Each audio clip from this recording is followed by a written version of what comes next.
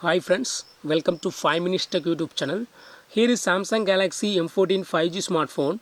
In this video, you will learn how to disable double tap to turn on the screen in your phone Samsung Galaxy M14 5G. I lock my screen and I double tap on the locked screen. Screen is now turned on, and this is called double tap to turn on the screen. Already it is activated. So if you want to deactivate this double tapping to turn on screen, yes, you can do it. What you have to do is just go to the settings of your phone here, then go to advanced features, then go to motions and gestures, and here just turn off this button, disable this button, double tap to turn on the screen. Now lock your screen and double tap on the empty screen.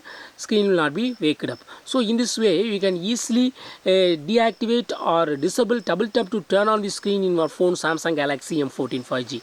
That's all friends. Thanks for watching. Bye.